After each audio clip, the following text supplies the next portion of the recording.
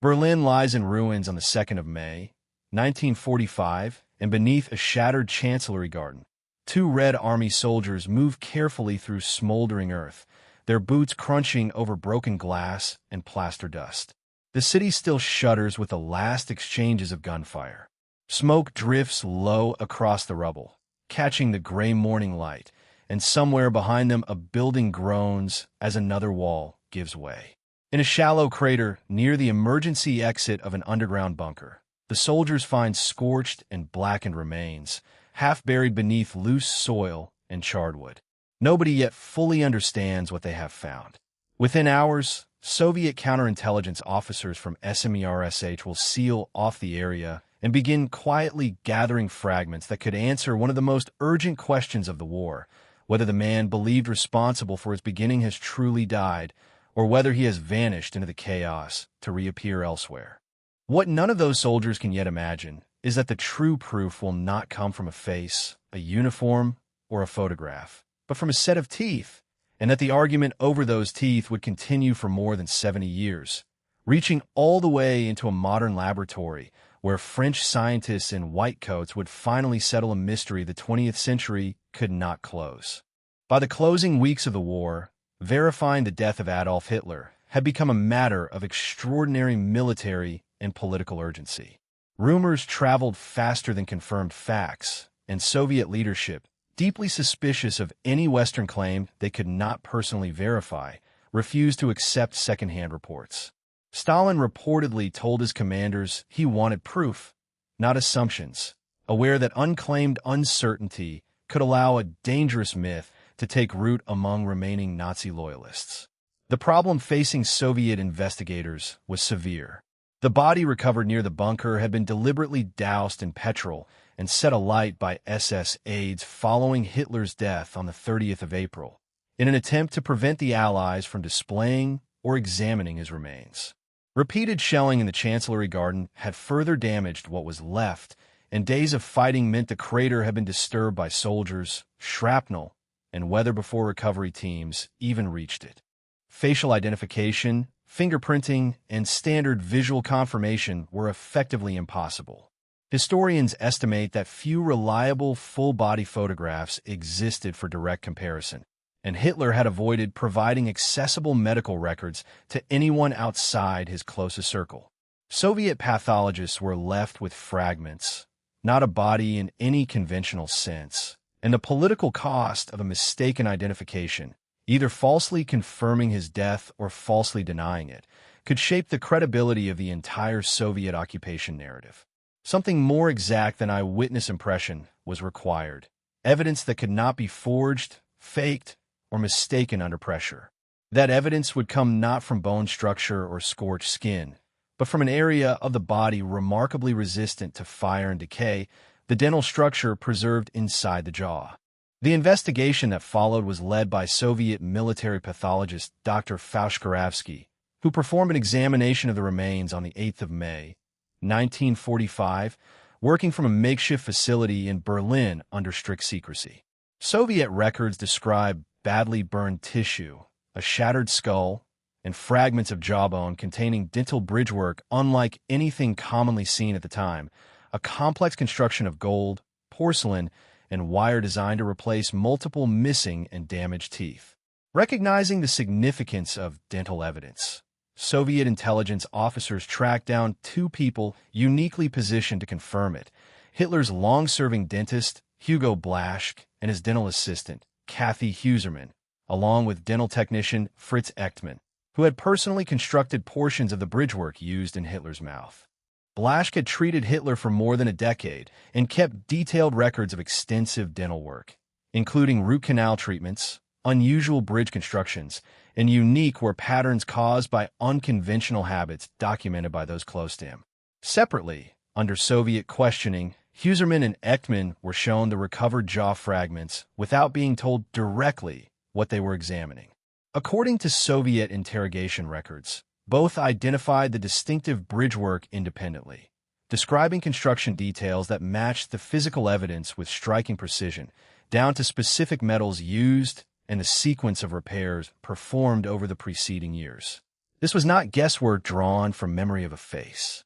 It was structural, technical confirmation drawn from professionals who had built and maintained the very object now sitting in a Soviet evidence tin. In an era before DNA testing existed, this dental comparison represented one of the most scientifically rigorous identification methods available, comparable in reliability to the forensic dentistry still used by investigators today following mass disasters or unidentifiable remains. Soviet authorities considered the identification conclusive, yet rather than publicizing the findings, they classified them, transporting the surviving skull and jaw fragments to Moscow, where they would remain hidden from international scrutiny for decades. For much of the Cold War, Western historians worked with second-hand testimony, partial interrogation transcripts, and reconstructed accounts, while the physical evidence itself sat inside Soviet, then Russian, state archives, largely inaccessible to outside researchers. It was not until 2017 that a team led by French forensic pathologist Dr. Philippe Charlier gained rare permission to examine the surviving remains directly inside Moscow State Archive. The team was granted limited but historic access to a fragment of skull bone with a visible bullet exit wound, and a full set of upper and lower teeth still fixed within jaw fragments, the very evidence originally used by Soviet pathologists in 1945.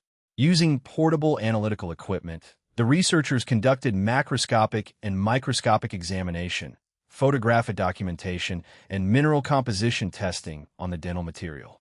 What they discovered aligned precisely with the dental records described decades earlier by Blaschke: unusual bridgework, extensive dental decay, gum disease, and heavy tartar buildup consistent with someone who avoided regular dental hygiene despite receiving expensive private treatment. Crucially, the analysis found no trace of meat fibers embedded in the dental tartar, a detail consistent with numerous wartime accounts describing Hitler's largely vegetarian diet in his final years. The findings were published in the European Journal of Internal Medicine in 2018, representing the first peer-reviewed scientific confirmation directly linking physical remains held in Moscow to documented dental history, closing a gap in evidence that had persisted since the final days of the war. If you're enjoying this journey through history, subscribing genuinely helps us continue bringing remarkable, true stories like this to the channel. The skull fragment, examined alongside the teeth, carried its own separate controversy. In 2009, American researchers led by archaeologist Nick Bellantoni had been permitted a brief examination of the same skull piece and extracted a small bone sample for DNA testing. Their results suggested the bone belonged to a female under the age of 40, a finding that generated significant public speculation questioning whether Soviet authorities had preserved the wrong remains entirely. However, historians and forensic specialists urge caution rather than sensationalism. Archive records indicated that the skull fragment and the jaw fragments had not necessarily originated from a single, cleanly documented specimen, given the chaotic recovery conditions in 1945 and decades of Soviet handling, storage transfers, and incomplete cataloging. Dr. Charlier's 2018 study focused specifically on the teeth, which carried a direct, verifiable link to pre-war dental records through named professionals who had performed the original work, whereas the skull fragments chain of custody remained comparatively less certain. Rather than overturning the established historical record, most historians view the skull sample controversy as a reminder of imperfect archival practices under Soviet secrecy rather than genuine evidence that Hitler survived the war. Exact certainty about the skull fragment's origin remains, in the words of several forensic historians, difficult to fully resolve, though the far more extensively documented dental evidence continues to align consistently with verified pre-war records.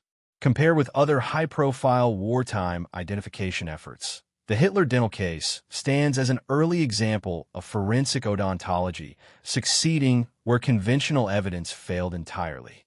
Elsewhere across occupied Europe, Allied and Soviet forces routinely relied on visual identification, personal documents, fingerprint files, or witness testimony to confirm the deaths or captures of senior Nazi officials. Heinrich Himmler, for example, was identified partly through physical appearance and personal effects before his suicide while in British custody, while others among the wartime leadership were identified through surviving photographs, uniforms, or direct recognition by colleagues. Hitler's case was different precisely because fire had destroyed the very features investigators would normally rely upon. Dental evidence, remarkably resistant to burning compared with soft tissue, provided a rare avenue for scientific certainty during a period when forensic science remained comparatively primitive by modern standards. In the decades since, forensic dentistry has become a standard tool in disaster victim identification worldwide, used following mass casualty events, transport accidents, and natural disasters where remains are too damaged for conventional identification. The Soviet approach in 1945, questioning dental professionals who had personally constructed the evidence in question, mirrors methods still taught in forensic training today, underscoring how far ahead of its time this particular investigation proved to be, even though its findings remained hidden from public verification for generations. The broader historical impact of the dental identification extends well beyond simply confirming a single death. 4 years following the war, uncertainty over Hitler's fate fueled persistent rumors and conspiracy theories, some claiming escape to South America, others suggesting elaborate Soviet deception. Historians argue that the very absence of publicly released forensic evidence, kept classified by Soviet authorities throughout the Cold War, allowed such theories to flourish unchecked for decades. The eventual scientific confirmation provided by Charlier's 2018 study did not merely satisfy academic curiosity. It directly undermined decades of speculative mythology by anchoring the historical record in verifiable, repeatable forensic analysis rather than political claims made by a secretive wartime government. The surviving skull fragment and teeth remain today within Russian state archive custody, occasionally referenced in academic literature but rarely displayed publicly, while portions of the original Soviet investigation records, including interrogation transcripts of Blaschke, Huserman, and Echtman, have gradually become accessible to Western historians through archival research since the collapse of the Soviet Union. Museums across Europe, including sections of Berlin's own historical archives, now present detailed accounts of the bunker's final days, drawing on this combined body of forensic and documentary evidence to present a historically grounded narrative rather than speculative reconstruction. Historians continue to debate smaller details, including the precise sequence of events inside the bunker during Hitler's final hours. Yet the central forensic question, whether the remains recovered near the Chancellery Garden genuinely belonged to Adolf Hitler, is regarded by the overwhelming majority of historians and forensic scientists as conclusively answered. Return, for a moment, to that scorched garden in the spring of 1945, to two soldiers standing over blackened remains they cannot yet identify, unaware that the answer to history's most urgent question lies not in a face reduced beyond recognition, but in a small, carefully constructed piece of dental work hidden inside a fragment of jawbone.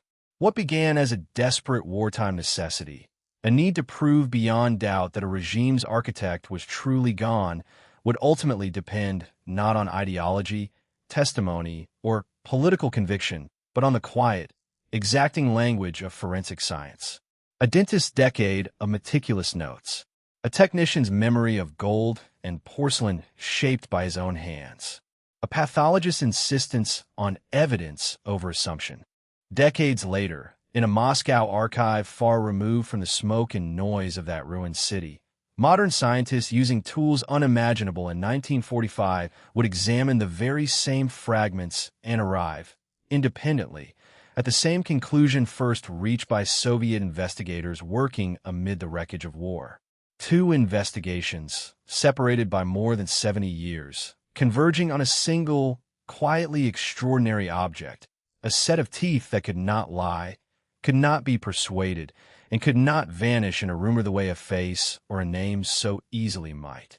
In the end, the fall of one of history's most destructive figures was confirmed not by spectacle, but by patience, precision, and the enduring, unglamorous certainty of forensic truth, a reminder that even amid the ashes of history's darkest chapters, The smallest details are often the ones that speak the loudest.